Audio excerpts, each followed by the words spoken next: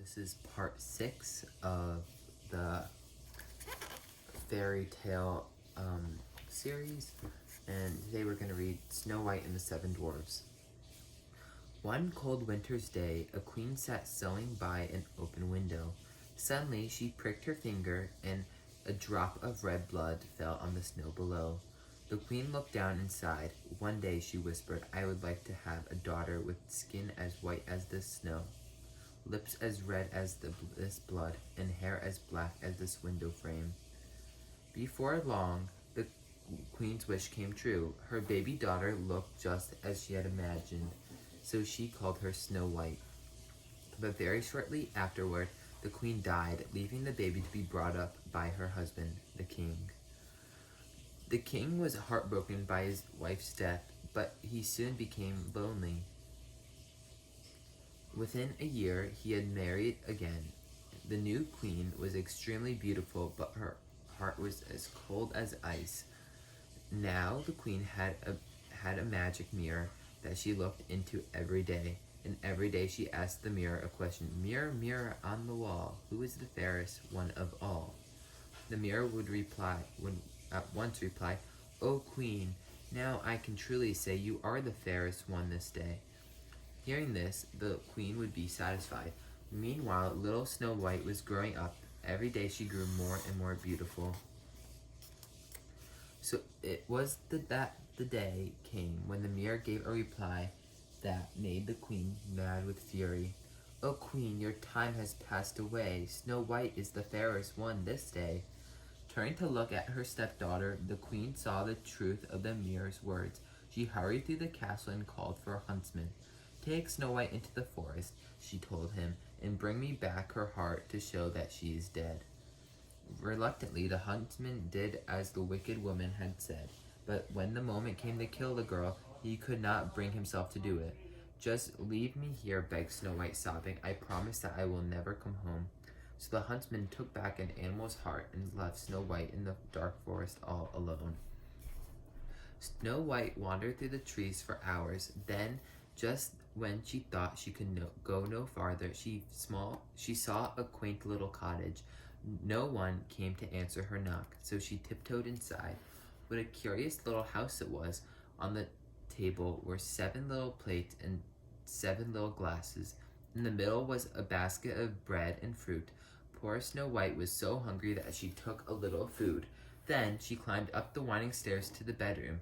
There she lay down on the first little bed she came to and fell fast asleep. Several hours later, Snow White was awoken by a sharp little voice. Just what do you think you are doing in our house? It asked. Snow White looked up to see 7 dwarves in working clothes standing around the young girl. The young girl took her courage in both hands and explained what had happened to her. And now, she said, I have nowhere to go at all. Yes, you do, chorused the dwarves. You can stay here with us. They told her that they worked all day and need someone to look after them. You will be safe here, they said, but you must promise us never to open the door to a stranger. So Snow White stayed with the dwarves. She cooked their meals and cared for their little house, but her life was very different from the one she once lived at home. She longed for someone to talk to during the long days. Then one fine morning, her wish came true. An old woman with a basket of pretty things knocked on the cottage door. Snow White longed to look through the laces and ribbons in the stranger's basket, but she remembered her friend's warning. Still, she could not resist talking to the woman through the open window.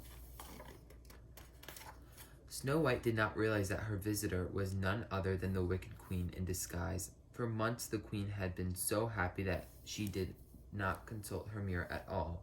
When she did, she had a terrible shock. O queen, you cannot have your will, for Snow White is the fairest still. Raging through her kingdom, the queen had hunted high and low for the missing girl, taking on different disguises. She could scarcely hide her delight at finding her at last.